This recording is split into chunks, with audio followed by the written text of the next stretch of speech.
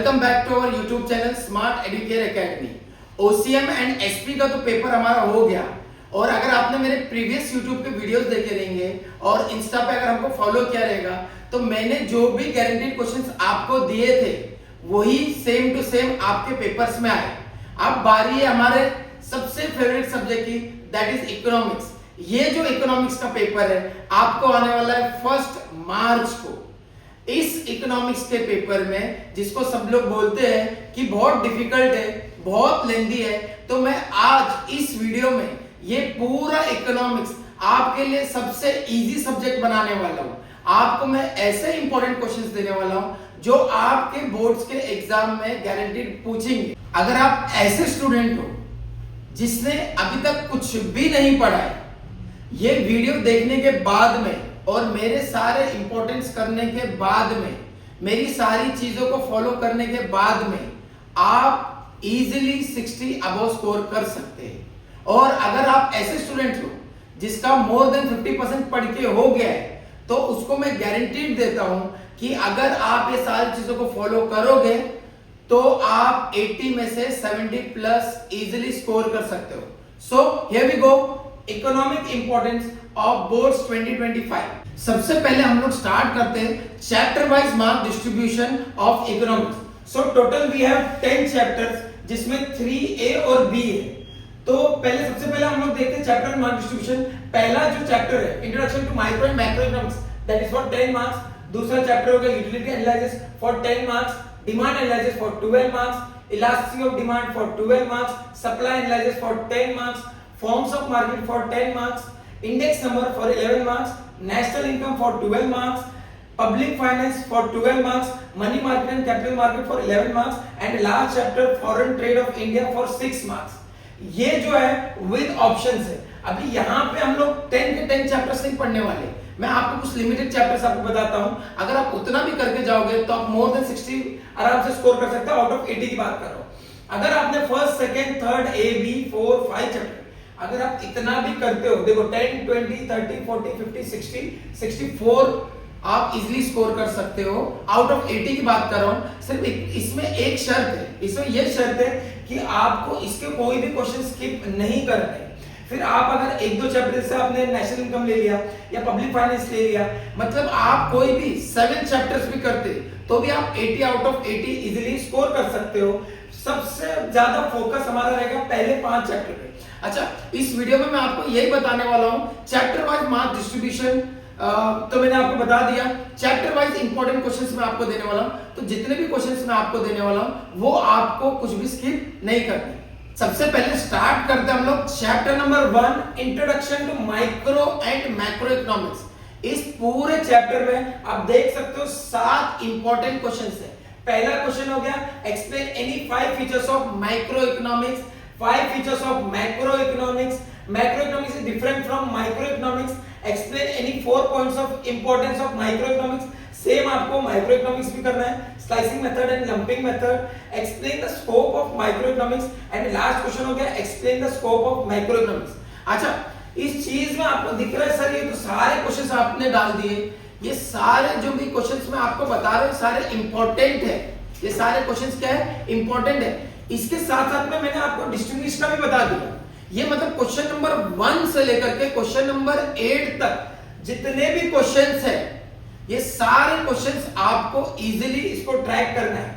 चलो आ जाते हैं सेकंड चैप्टर पे, utility analysis, 5 features of utility. Next हो गया types of utility, any 4 exceptions of law of DMU. Second chapter में सबसे ज्यादा इंपॉर्टेंट जो हमारा आंसर है वो हो गया law of diminishing marginal utility.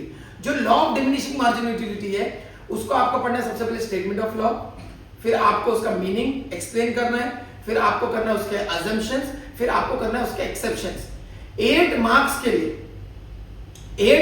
लिए 3 लॉ बहुत इंपॉर्टेंट है इकोनॉमिक्स में, law of DMU, law of demand, law of supply. ये 3 लॉ में से एक लॉ आपको कंपलसरी पूछेगा। अच्छा ठीक है, अभी यहाँ पर law of diminishing marginal utility के एक्सेप्शंस पूछ लिए, ठीक है, अजम्पशंस भी आपको लिखने हैं, total utility and marginal utility. ये जो आपको पूछेगा ये आपको डिस्टिंग्विश बिटवीन में पूछ सकता है, इसमें आपको कोई भी स्किप नहीं करना है। ठीक है, फिर आते हैं हम लोग हमारा चैप्टर नंबर 3A पे। चैप्टर नंबर 3A हमारा डिमांड एनालिसिस। पिछले चैप्टर में हमने कवर किया लॉ ऑफ डीएमयू। इस चैप्टर में सबसे इंपॉर्टेंट जो आंसर है that is law of demand. उसका आपको मीनिंग एक्सप्लेन करना है, स्टेटमेंट ऑफ लॉ एक्सप्लेन करना है, उसके अजम्पशन, उसके एक्सेप्शंस बिल्कुल भी स्किप नहीं करना है।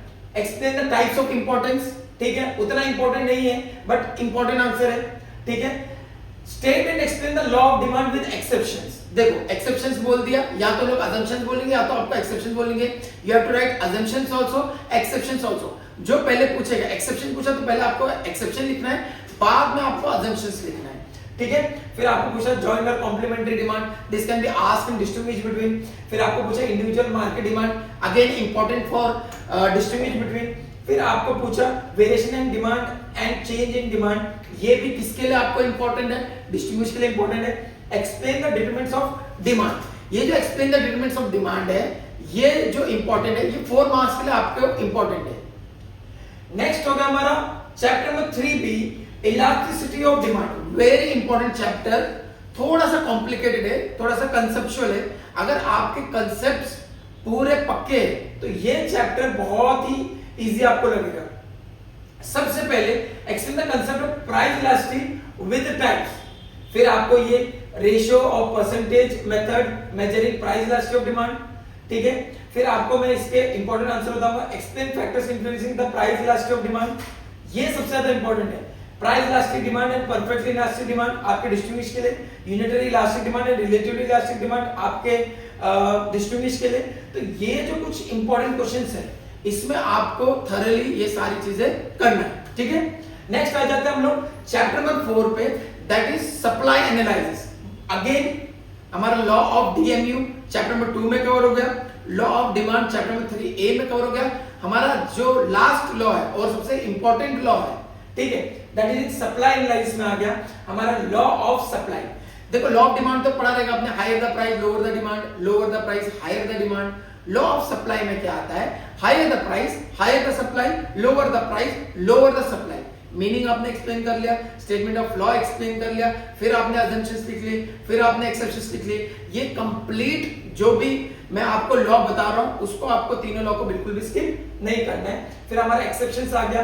फिर ये stock and supply, this is important for distribution between total revenue and margin revenue, आपका डिस्ट्रीब्यूशन बिटवीन का आ गया। Supply curve of labour is backward bending, agree and disagree में ये आपको पूछता है।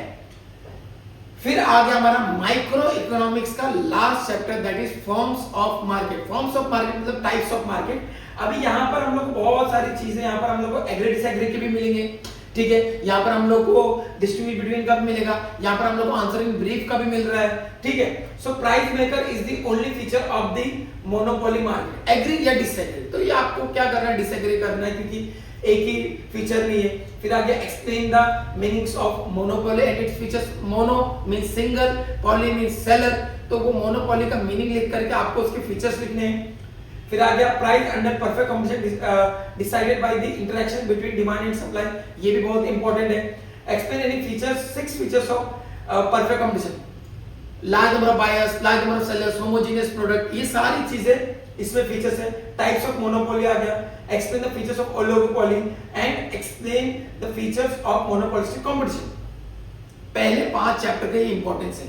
अगर आप ये पहले 5 चैप्टर पढ़ते हो तो 60 अबव आउट ऑफ 80 स्कोर आप लोग इजीली कर सकते हो, क्योंकि इनका वेटेज है एक्चुअल में 64 मार्क्स का। सिर्फ शर्त इतना है कि जितने भी मैंने इंपॉर्टेंट क्वेश्चंस आपको दिए हुए हैं चैप्टर नंबर 1 से लेकर के चैप्टर नंबर 5 तक, उसमें आपको किसी भी आंसर को स्किप नहीं करना है, ऑब्जेक्टिव्स बहुत थॉरली करना है। Out of 80 you can score 60 plus. अब आ जाते हैं हम लोग मैक्रो इकोनॉमिक्स पे। सो मैक्रो इकोनॉमिक्स का पहला जो चैप्टर है that is index number, distribution between का price index and quality index number, ठीक है। ये चारों जो है बहुत ज्यादा काफी ज्यादा इंपॉर्टेंट है।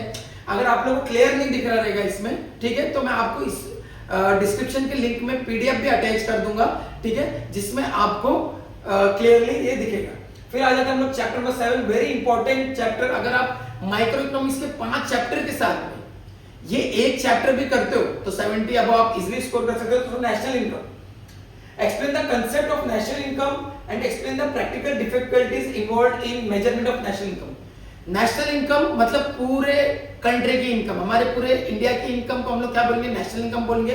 तो क्या ऐसे स्टेप्स है जिसको हम लोग को डिफिकल्टीज आती है उसको मेजर करने में, तो ये चीज है। फिर दूसरा हो गया output method of measuring national income and income of measuring national income, ठीक है, ये भी इंपॉर्टेंट है। इसमें डिस्ट्रीब्यूशन में पूछेगा, सबसे ज्यादा इंपॉर्टेंट होगा ये फीचर्स ऑफ नेशनल इनकम, ठीक है। तो ये नेशनल इनकम के ये सारे क्वेश्चंस आपको करने हैं। अब आ जाते हैं हम लोग chapter number 8 public finance in India. तो ये जितने भी क्वेश्चंस आपको दिख रहे हैं, इंटरनल डेब्ट एंड एक्सटर्नल डेब्ट, अगेन ये डिस्ट्रीब्यूशन हो गए।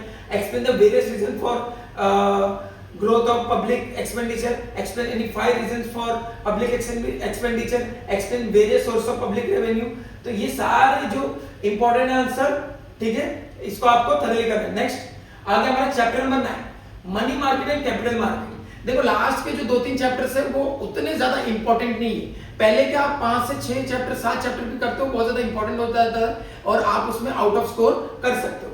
सो सेकंड लास्ट चैप्टर आ गया हमारा money market and capital market. देख सकते हो आप any 5 problems of capital market in India, any 4 problems faced by money market in India, capital market plays an important role in India, ठीक है। Recurring deposit, fixed deposit, या आपको distribution पूछ सकता है। Demand deposit and time deposit, ये already हम लोग ने अपने ओसीएम में किया है, प्राइमरी फंक्शन है, सेकेंडरी फंक्शन में, ये आपको पूछ सकता है। Next so last chapter 6 marks के लिए ही है और इसमें बहुत सिंपल है, 2 ही क्वेश्चन इंपॉर्टेंट है। Balance of payment is same as balance of trade and balance of trade and balance of payment are two different. ये 2 आंसर में से एक आंसर आपको कंफर्म पूछेगा ही। तो जितने भी क्वेश्चंस मैंने आप लोग को चैप्टर नंबर 1 से लेकर के चैप्टर नंबर 10 तक दिया है, ये सारे क्वेश्चंस आपको थॉरली करने हैं और ये सारे क्वेश्चंस आपको गारंटीड इसमें से ही आपका पूरा इकोनॉमिक्स का पेपर आने वाला है। सो गाइस, इस वीडियो में मैंने आपको chapter number 1 to chapter number 10 जितने भी इंपॉर्टेंट क्वेश्चंस है वो सारे इंपॉर्टेंट क्वेश्चंस आपको बोर्ड्स के एग्जाम में पूछेगा ही। अगर आप कोई भी चैप्टर इसमें चूज करोगे और आप उसको थॉरली करते हो, वो सारे क्वेश्चन आपके बोर्ड्स के इकोनॉमिक्स के पेपर में पूछेंगे। अच्छा, अगर आप चाहते हो कि ओसीएम के जैसा और एसपी के जैसा आपका इकोनॉमिक्स का भी पेपर चाहिए, तो आप सबसे पहले हमारा यूट्यूब चैनल को सब्सक्राइब कीजिए एंड इंस्टा पे हमको फॉलो कीजिए, क्योंकि उसमें मैं आपको और टिप्स एंड ट्रिक्स देने वाला हूं। Thank you so much and all the very best.